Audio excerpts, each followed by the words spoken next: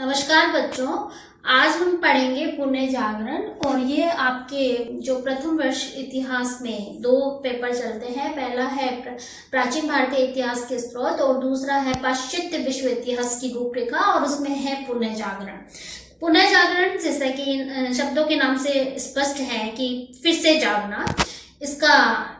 इसकी प्रस्तावना में हम ये पढ़ेंगे कि 15वीं शताब्दी का न केवल यूरोप के अपितु संपूर्ण विश्व के इतिहास में महत्वपूर्ण स्थान है। इस शताब्दी ने यूरोप के मध्य युग एवं आधुनिक युग के इतिहास को संयुक्त करने में सराहनीय योगदान दिया है। 15वीं शताब्दी से पूर्व यूरोपीय देशों की स्थिति खराब थी। रोमन साम्राज्य का पतन हो जाने से यूरोप में दृढ़ केंद्रीय सरकार नहीं थी। जर्मनी एवं इटली में राजा नाम मात्र के शासक थे, क्योंकि वहां शासन की वास्तविक शक्तियां सामंतों के हाथ में केंद्रित थी।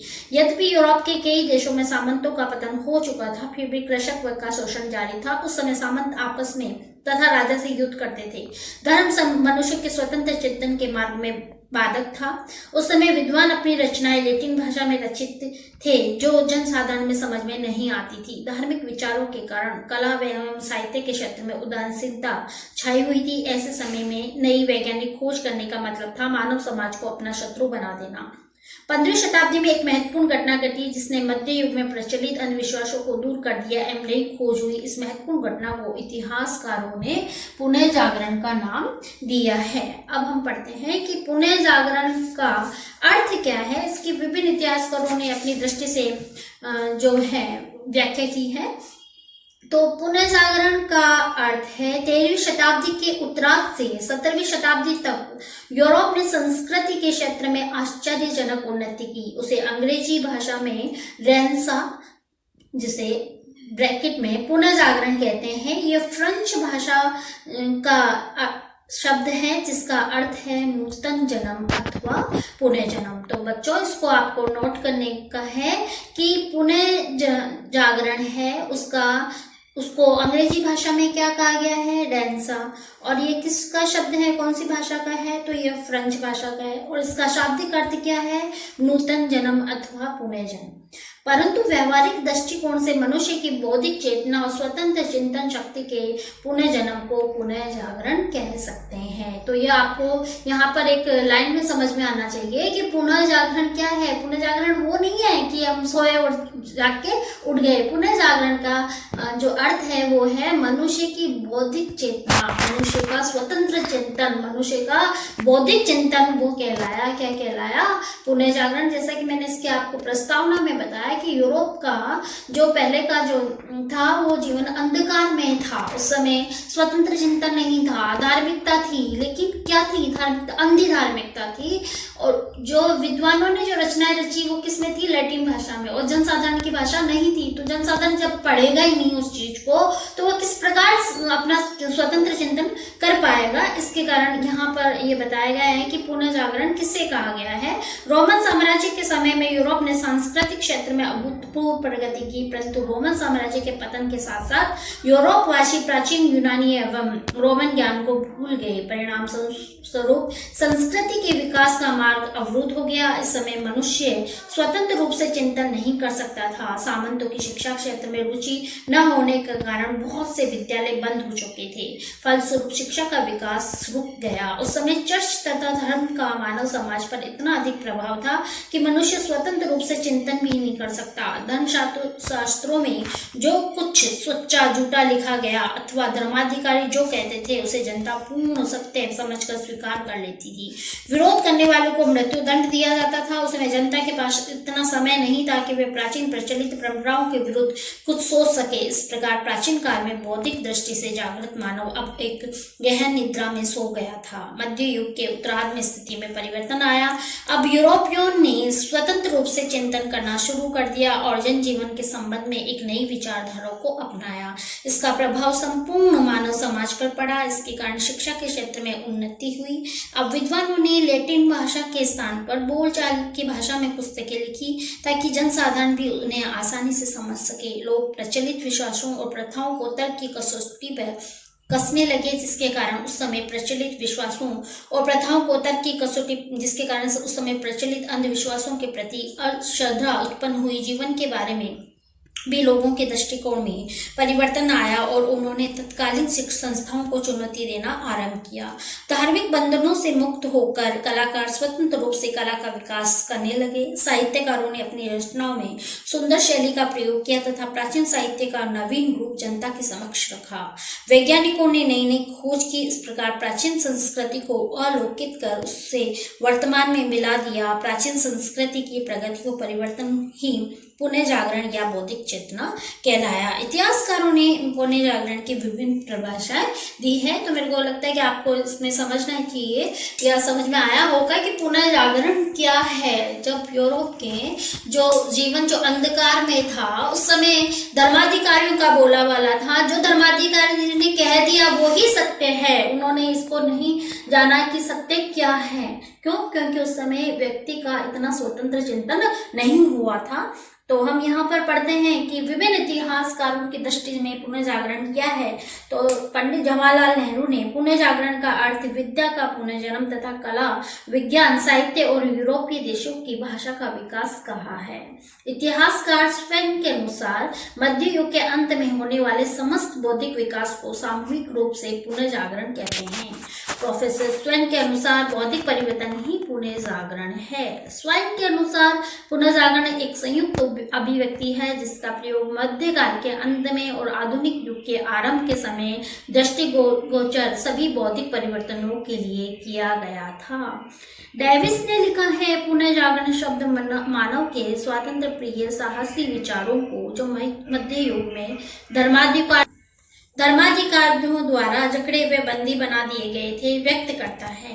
एलिस और जॉन ने लिखा है कि पुनः जागरण ने मनुष्य के क्षितिज का विस्तार किया।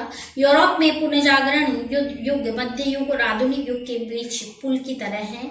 पुनः जागरण कालीन लोगों ने मध्यकालीन यूरोप की संस्कृति के आधार पर एक नई संस्कृति का विकास किया जिसमें उन्होंने यूनानी और रोमन सभ्यताओं से प्राप्त प्रेरणाओं और विचारों का योगदान दिया।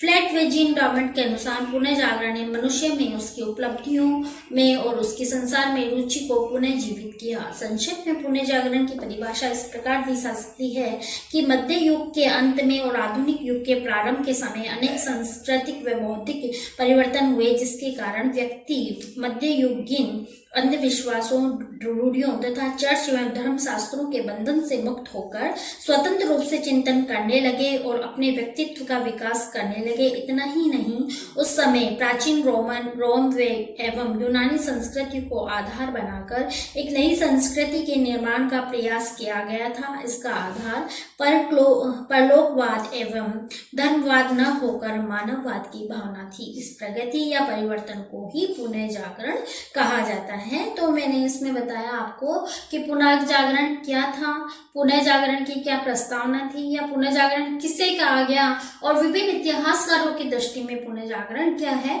बच्चों में आपको सरल भाषा में समझाऊं या शाब्दिक जो बहुत ही इजी भाषा में कि पुनः जागरण का मतलब उस समय का व्यक्ति का जो स्वतंत्र विकास हुआ, व्यक्ति को जो स्वतंत्र चिंतन आरंभ हुआ, उसकी बौद्धिक क्षमता में अभिवृद्धि हुई, वही क्या कहलाया, पुनः जागरण। तो हमने यहाँ पे पढ़ा कि पुनः जागरण क्या था, पुनः जागरण के इतिहासकारों की दृष्टि में व्याख्या। और अब हम लेते हैं पुनः जागरण की विशेषताएं कि पुनः जागरण की क्या विशेषताएं हैं।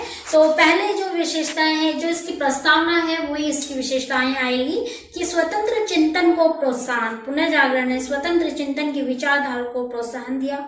मध्य युग में व्यक्ति के स्वतंत्र चिंतन एवं मनन पर धर्म कठोर प्रतिबंध लगा हुआ था, परंतु पुनः जागरण के कारण मनुष्य ने स्वतंत्र रूप से चिंतन आरंभ किया। अब वे परंपरागत विचारधाराओं को स्वतंत्र रूप से तर्क की कसौटी पे कसने लगा। वैज्ञानिक ढंग से किसी बात की व्याख्या करने के पश्चात ही उसे स्वीकार करने लगा। ये इसके महत्वपूर्ण जो विशेषता है ये है कि मतलब पहले का जो है पुनः जागरण से पूर्व की वहां की स्थिति ये थी कि जो धर्माधिकारी ने कह दिया, जो धर्म में लिखा है वो ही सत्य है, चाहे वो सत्य हो चाहे वो असत्य। लेकिन अब मानव क्या करने लग गया, तर्क की कसौटी पर सोचने लग गया, तर्क को उसको परखने लग गया कि क्या ये सच है या नहीं। दूसरा, स्वतंत्र रूप से व्यक्तित्व का विकास। पुनः जागरण ने मनुष्य को अंधविश्वासों, प्राचीन रूढ़ियों में धार्मिक बंधनों से छुटकारा दिलवाया ताकि वे स्वतंत्र रूप से अपने व्यक्तित्व का विकास कर सके। तीसरा जो यहाँ पर है वो है मानववादी विचारधारा का प्रसार। ठीक है, ये जो मानव है यहाँ पर अंत में आपको एक इससे बता दूं डायग्राम से, ये जो मानव है वो है पुनर्जागरण से पूर्व, और ये जो मानव है वो पुनर्जागरण के बाद का, ये बिफोर और ये है आफ्टर।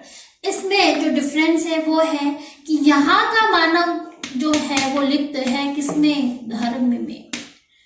ये लिप्त किसमें है, धर्म में।